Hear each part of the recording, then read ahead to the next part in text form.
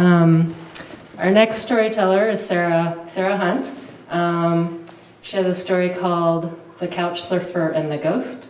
It's about her first time couch surfing in Guatemala. Here's Sarah.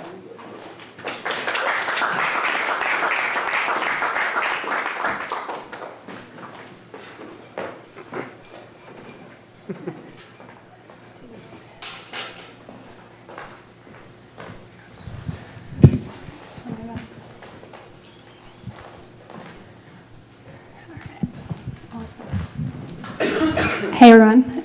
Just before we get started, I was just wondering if we could just give Tim one more round of applause. Can we do that?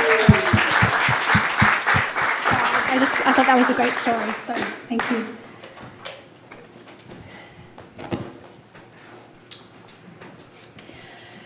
All right, this is complicated. Okay, here we go. So this is the situation. I grew up in somewhat of a disaster predictive household. And to give you an example of this, when I was a kid, my mum would come to me when she couldn't find her wallet, for example, and the conversation would kind of crescendo something like this. I'm not sure where my wallet is. Yeah, it's definitely gone. It's definitely gone. No, that's it. Yes, it's definitely gone. That's it. We're going to run out of money. We don't have anything. We're going to lose our mortgage. Oh, wait, no, it's in my bag, just here. That's the kind of psychology that I grew up with, right? Gives you some idea, yeah.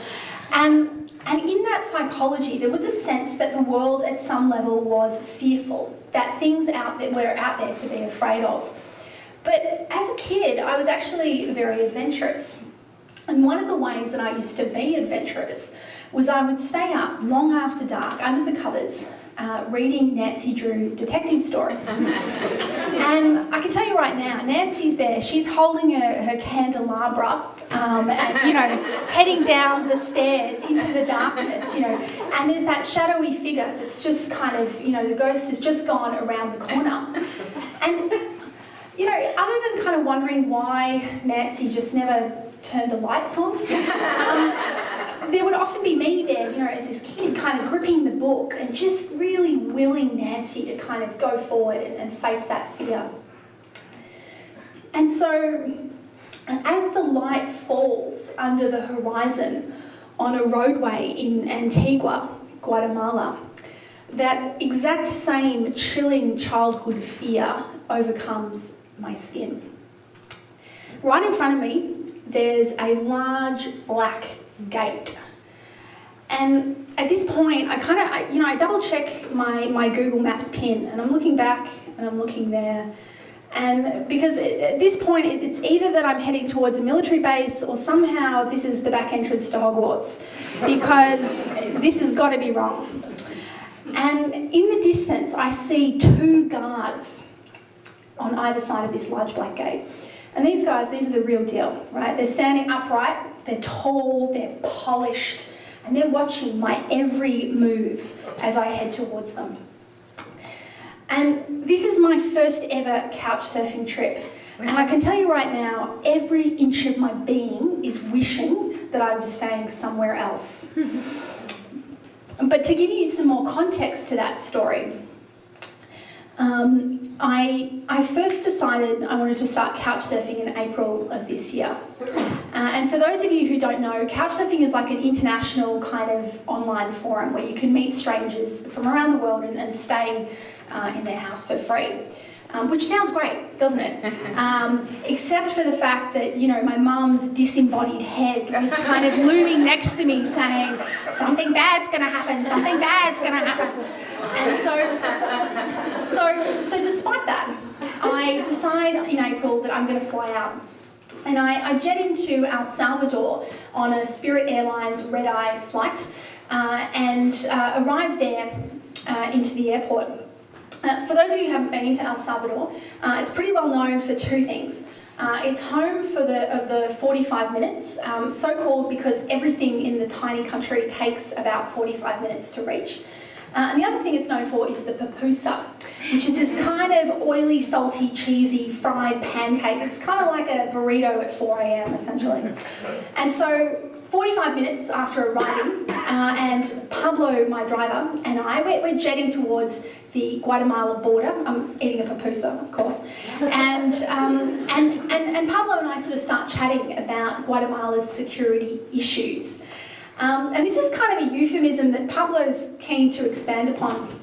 And so apparently, Guatemala is well known as a central drug trafficking, route through from South America up into the United States. And I don't know really if it's Pablo's explanation or not, but as we're kind of driving through these deserted roads winding up into Antigua, even the cows look kind of suspicious, It's like there's a sense of foreboding that is bringing me towards this city. But we do eventually reach Antigua, and we pull off the highway and onto these beautiful cobblestone laneways. And if you haven't been to Antigua before, it's kind of got an architect's paradise essentially. It's got these incredible Baroque churches as far as you can see, and it's got an Andy Warhol style colour palette, and then you see these looming volcanoes in the background and a kind of a thick, dense jungle as far as you can see. And so we kind of pull into the central square where there's a whole bunch of tourists just sort of hanging out and drinking coffee, and there's Mayan women moving around kind of selling and weaving their weavings. So I sort of wave goodbye to Pablo and head off towards this pin that my couchsurfing host Juan has given me. And as I sort of start walking through the laneways, it starts to get thinner and thinner. The terraces sort of start thinning out. And it's getting darker and darker and darker. And, my fear is exponentially increasing as I keep walking. And I kind of am wondering what this whole fear couchsurfing thing is really about. But I'm at a point now where I can't really turn back because the black gate is right in front of me and one of the guards is walking over. And so I kind of mumble to this guy in, my best Spanish that I'm here to see my friend, Juan. And of course, at this point, it then does occur to me that there could in fact be multiple Juans in this fortress of darkness. But there's not much more I can really do. And so Juan, the guard, they're conferring with each other, it's serious discussion. And eventually, after a couple of minutes, this gate does in fact open. And as the gate opens, I'm kind of like, it's like I'm in a sorority, and I'm pledging, and I don't really know if this is still part of the pledge or not, so I'm kind of walking forward through the gate, and as I kind of get through, I can see this long sort of floodlit driveway. And the driveway, once I kind of walk into it, an entirely different world suddenly emerges in front of me. And as far as I can see, there are huge mansions everywhere, villas to be exact. And there's this incredible kind of manicured lawns with flowers, and then in the front there's this huge sort of Titan-esque fountain that's, got, angels, they spurt out the water and stuff. And it's amazing. And so I kind of find the number that Juan's given me, and I find the door of this, incredible compound, and I knock on the door. And this woman, Mariana, opens it up. And, I walk inside and, this place is like, it's a 2-story palatial furniture everywhere, original artwork all on on the walls and stuff.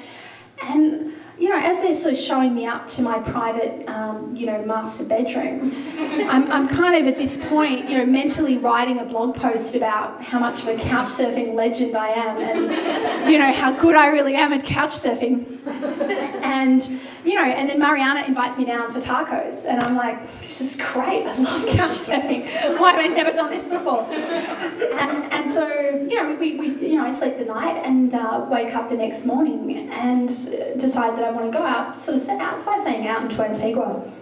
And so, I go to leave and I walk outside and I'm, got to laugh at myself at this point. I'm walking out and I'm thinking, this is the life, And as I do that, I walk towards the fountain where I'd been the night before, and this woman starts running over towards me, this groundskeeper. And she calls out to me in Spanish and says to me, you better go inside right now. It's not safe at all. And I kind of, I'm looking at this woman, and as she says this, 2 helicopters rise up over the tree line and start scissoring their way towards me. And at this point, I'm basically doing the roadrunner backwards, on the pavement, backing myself up as fast as I can, and I run straight back inside and I slam the door. And inside, Mariana and Juan are just, sitting back, super chill, having a couple of coffees in the morning. And I say to these guys, I'm like, hey, oh my God, there's helicopters outside and everything. This is intense. And, Juan turns back to me and he's like, look, don't worry. Private helicopters fly here all the time from Guatemala City. It's cool. But as this helicopter continues to thump, thump, thump, thump, thump, thump, thump, thump, thump, thump, thump, thump, thump, thump, thump, over the house, over the top of the house, getting lower and lower, I'm not so sure. I'm not so sure. And so as this happens, it kind of gets me to this point where I start wondering why I hadn't read Guatemala's Wikipedia page a bit better before I'd gone there.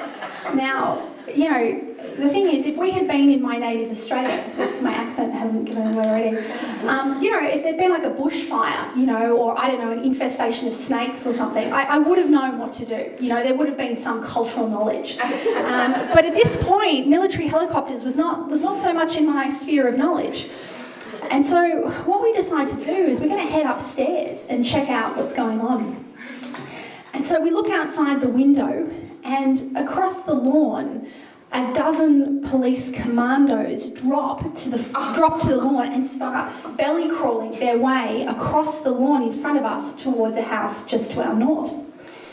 And on the other side, there are 2 large military vehicles pull up with, those grills that they have. You see, I'm being technical here. And, and all these soldiers vomit out. And they're essentially kind of putting these assault rifles together. Which, again, they just look big and black to me. I'm not really an expert. But, nevertheless, Mariana, she's pumped by this whole thing. She's there and she's, kind of squealing in this high-pitched voice about how great it would be if we went outside and sort of checked it out. And, I've got to be honest with you, because as much as I, want to see myself as sort of Nancy Drew heading towards danger, my body's in hyperreaction mode here. And what we suddenly hear is a whole hail of gunfire fall out, pew, pew, pew, pew, just a whole series of gunfire kind of firing out, followed by a very long silence. And I don't know if you guys have ever been driving, on a road somewhere, and you see like a deer that'll like cross in front of the road and sort of turn in the headlights. Well, that was basically me, frozen behind the couch. And as I'm waiting, standing there, we start to hear some more shouts emerging. And there's a woman calling out. She's saying, "Es seguro, es seguro." It's safe, it's safe. And so slowly, we kind of, come out of our crouched positions in our various areas, and all the residents come in together and congregate in this central terrace area. And kind of in a mixture of like Spanish, and there's like a bit of interpretive dance going on. We're sharing really all of our vantage points of what's just gone on. And a guard rushes over and he says, you'll never believe this, but the military have just captured Guatemala's largest drug trafficker, El Fantasma, or the Ghost in Spanish, in a highly coordinated raid with the US military. And so Juan goes, well, this has never happened before, which I thought was kind of fairly self-evident. And as my heart rate is slowly, returning down from 1,000, I watch this military vehicle drive away, and a thought at this point occurs to me, It's that, you know, for the first time in my life, I've had the opportunity to confront my fear of ghosts. Now, it wasn't exactly what I expected, but I'd like to think that I'd give Nancy Drew a run for her money.